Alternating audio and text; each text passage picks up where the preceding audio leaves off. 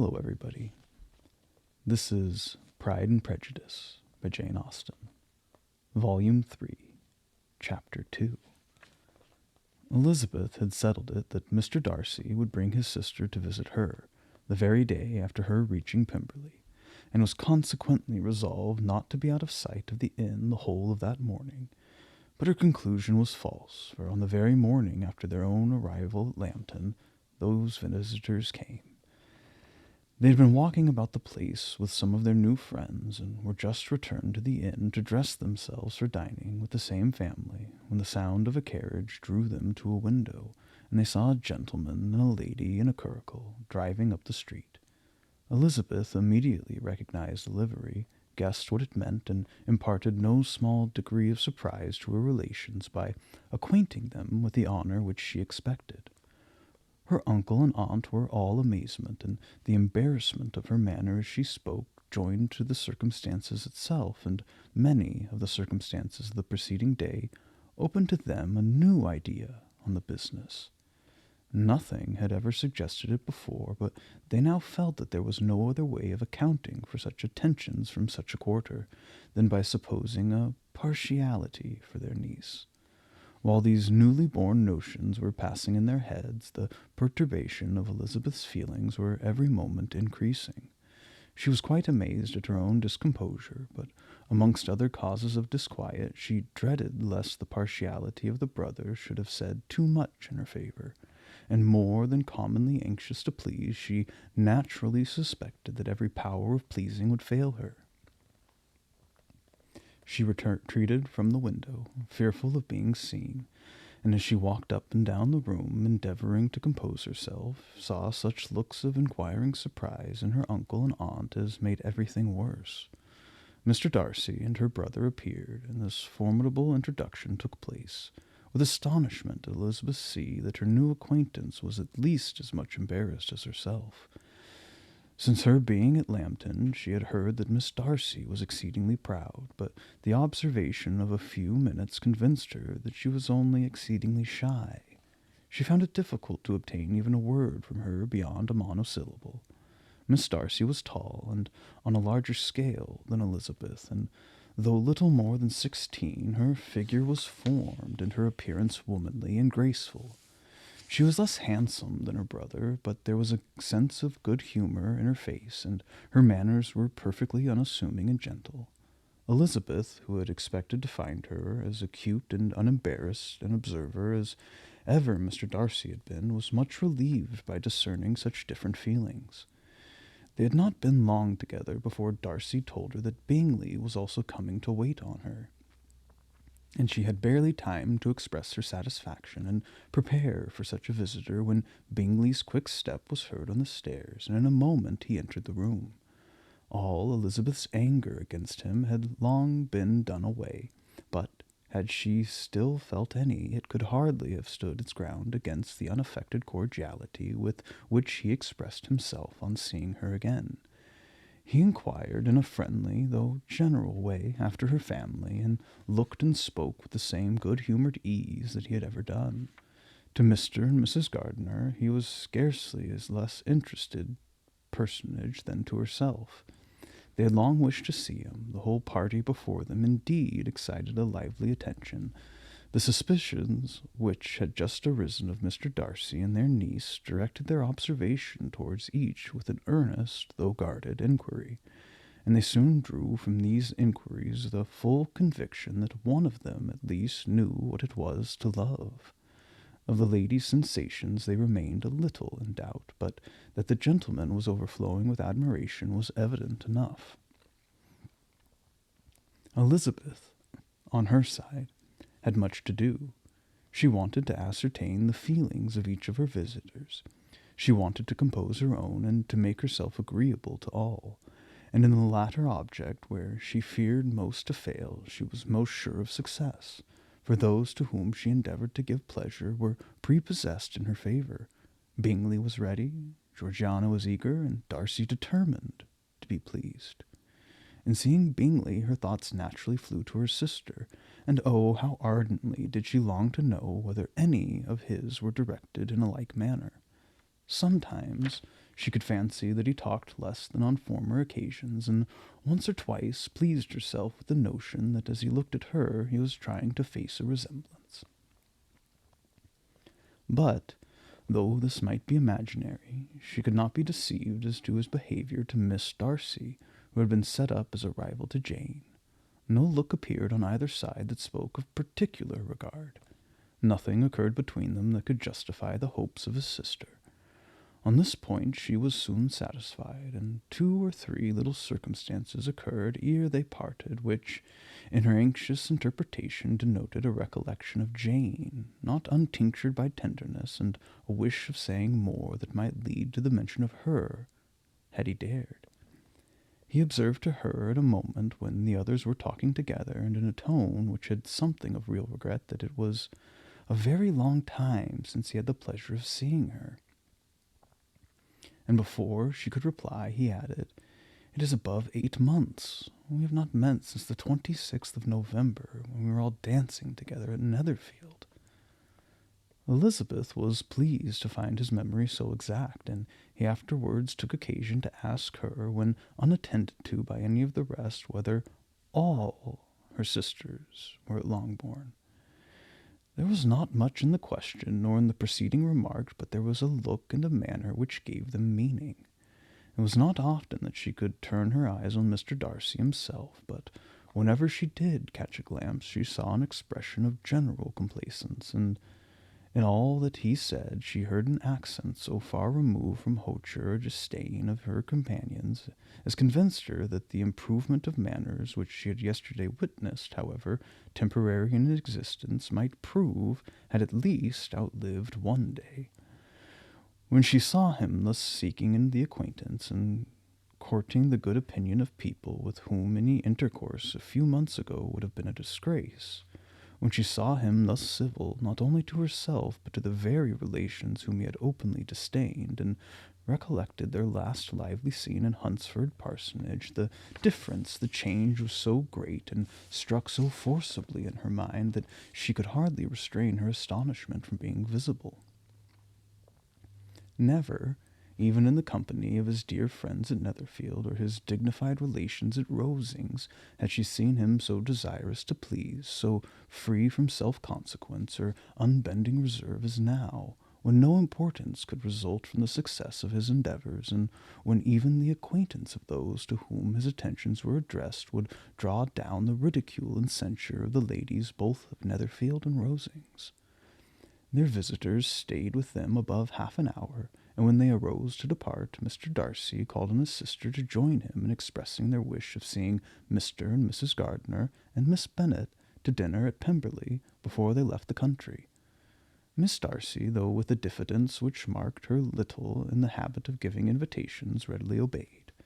Mrs. Gardiner looked at her niece, desirous of knowing how she, whom the invitation most concerned, felt disposed as to its acceptance, but Elizabeth had turned away her head, presuming, however, that this studied avoidance spoke rather of a momentary embarrassment than any dislike of the proposal, and seeing in her husband, who was fond of society, a perfect willingness to accept it, she ventured to engage for her attendance, and the day after the next was fixed on.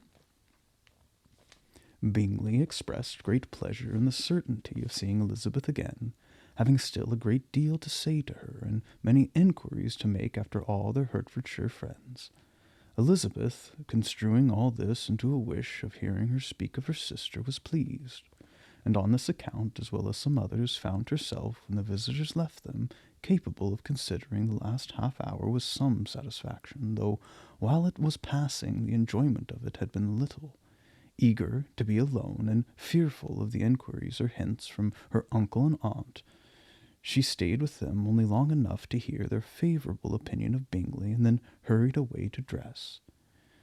But she had no reason to fear Mr. and Mrs. Gardiner's curiosity. It was not their wish to force her communication.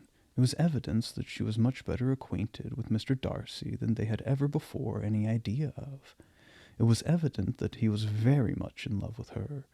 They saw much to interest, but nothing to justify inquiry. Of Mr. Darcy it was now a matter of anxiety to think well, and as far as their acquaintance reached there was no fault to find.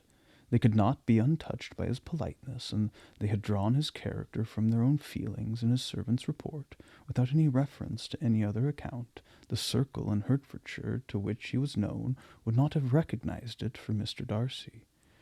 There was now an interest, however, in believing the housekeeper, and they soon became sensible that the authority of a servant who had known him since he was 4 years old, and whose own manners indicated respectability, was not to be hastily rejected.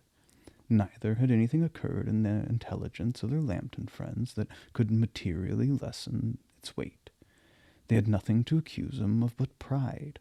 Pride he probably had, and if not, it would certainly be imputed by the inhabitants of a small market town, where the family did not visit. It was acknowledged, however, that he was a liberal man, and did much good among the poor. With respect to Wickham, the travellers soon found that he was not held there in much estimation, for, though the chief of his concerns with the son of his patron were imperfectly understood, it was yet a well-known fact that, on his quitting Derbyshire, he had left many debts behind him, which Mr. Darcy afterwards discharged. As for Elizabeth, her thoughts were at Pemberley this evening more than the last, and the evening, though as it passed it seemed long, was not long enough to determine her feelings towards one in that mansion, and she lay awake 2 whole hours endeavoring to make them out.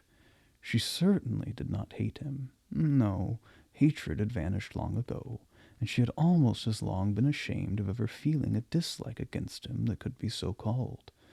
The respect created by the conviction of his valuable qualities, though at first unwillingly admitted, had for some time ceased to be repugnant to her feelings, and it was now heightened into somewhat of a friendlier nature by the testimony so highly in his favor, and bringing forward his disposition in so amiable a light, which yesterday had produced. But above all, above respect and esteem, there was a motive within her of good will which could not be overlooked. It was gratitude. Gratitude not merely for having once loved her, but for loving her still well enough to forgive all the petulance and acrimony of her manner in rejecting him, and all the unjust accusations accompanying her rejection. He who, she had been persuaded, would avoid her as his greatest enemy, seemed, on his accidental meeting, most eager to preserve the acquaintance, and without any indelicate display of regard or any peculiarity of manner, where their 2 selves only were concerned, was soliciting the good opinion of her friends, and bent on making her known to his sister. Such a change in a man of so much pride excited not only astonishment but gratitude, for to love, ardent love, it must be attributed, and as such its impression on her was a sort to be encouraged, as by no means unpleasing, though it could not be exactly defined. She respected, she esteemed, she was grateful to him, she felt a real interest in his welfare, and she only wanted to show him how far she wished that welfare to depend upon herself, and how far it would be for the happiness of both that she should employ the power, which her fancy told her she still possessed, of bringing on the renewal of his addresses. It had been settled in the evening between the aunt and niece that such a striking civility as Miss Darcy's, in coming to them on the very day of her arrival at Pemberley, for she had reached it only to the late breakfast, ought to be imitated, though it could not be equalled, by some exertion of politeness on their side, and consequently that it would be highly expedient to wait on her at Pemberley the following morning. They were, therefore, to go. Elizabeth pleased, though, when she asked herself the reason, she had very little to say in reply. Mr. Gardiner left them soon after breakfast. The fishing scheme had been renewed the day before, and a positive engagement made of his meeting some of the gentlemen at Pemberley by noon. Chapter 3. Convinced as Elizabeth now was that Miss Bingley's dislike of her had originated in jealousy, she could not help feeling how very unwelcome her appearance at Pemberley must be to her, and was curious to know with how much civility on that lady's side the acquaintance would now be renewed. On reaching the house, they were shown through the hall into the saloon, whose northern aspect rendered it delightful for summer. Its windows opening to the ground admitted a most refreshing view of the high woody hills behind the house, and of the beautiful oaks and Spanish chestnuts which were scattered over the intermediate lawn. In this room they were received by Miss Darcy, who was sitting there with Mrs. Hurst and Miss Bingley, and the lady with whom she lived in London. Georgiana's reception of them was very civil, but attended with all that embarrassment which, though proceeding from shyness and the fear of doing wrong, would easily give to those who felt themselves inferior the belief of her being proud and reserved. Mrs. Gardiner and her niece, however, did her justice and pitied her. By Mrs. Hurst and Miss Bingley they were noticed only by a curtsy, and on their being seated a pause, awkward as such pauses must always be, succeeding for a few moments. It was first broken by Mrs.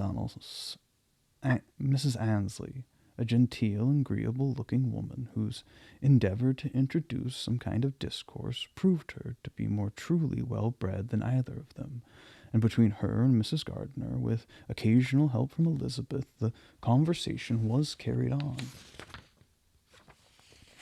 Miss Darcy looked as if she wished for courage enough to join it in, and sometimes did venture a short sentence when there was least danger of its being heard. Elizabeth soon saw that she was herself closely watched by Miss Bingley, and that she could not speak a word, especially to Miss Darcy, without calling her attention. This observation would not have prevented her from trying to talk to the latter, had they not been seated at an inconvenient distance, but she was not sorry to be spared the necessity of saying much.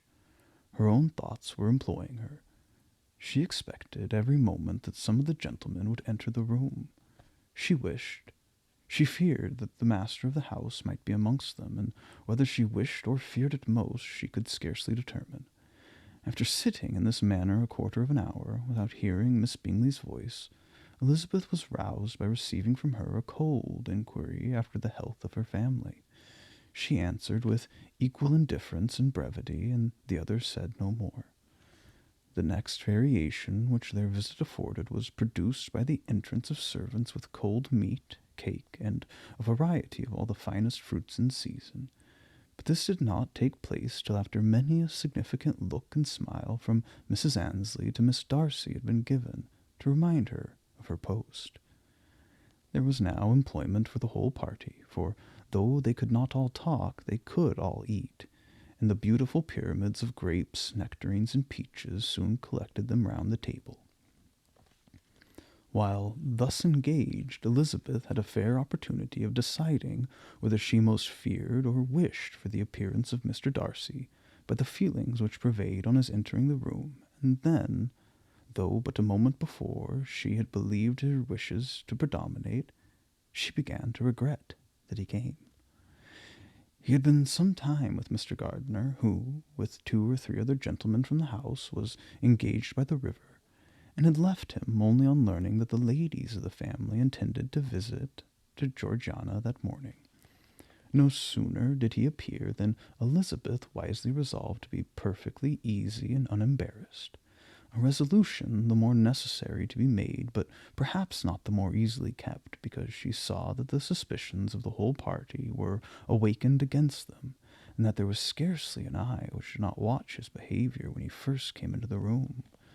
In no countenance was attentive curiosity so strongly marked as in Miss Bingley's, in spite of the smiles which overspread her face whenever she spoke to one of its objects.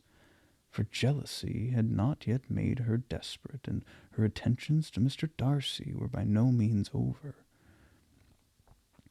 Miss Darcy, on her brother's entrance, exerted herself much more to talk, and Elizabeth saw that he was anxious for his sister and herself to get acquainted, and forwarded as much as possible every attempt at conversation on either side. Miss Bingley saw all this likewise, and in the imprudence of anger took the first opportunity of saying, with sneering civility, "Pray, Miss Eliza, are not the Shire militia removed from Meryton? They must be a great loss to your family.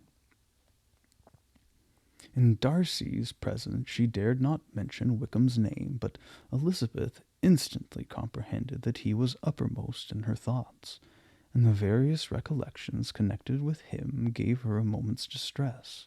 But, exerting herself vigorously to repel the ill-natured attack, she presently answered the question in a tolerably disengaged tone. While she spoke, an involuntary glance showed her Darcy with an heightened complexion, earnestly looking at her, and his sister overcome with confusion and unable to lift up her eyes. Had Miss Bingley known the pain she was then giving her beloved friend, she undoubtedly would have refrained from the hint. But she had merely intended to discompose Elizabeth by bringing forward the idea of a man to whom she believed her partial, to make her betray a sensibility which might injure her in Darcy's opinion, and perhaps to remind the latter of all the follies and absurdities by which some part of her family were connected with the core. Not a syllable had ever reached her of Miss Darcy's meditated elopement.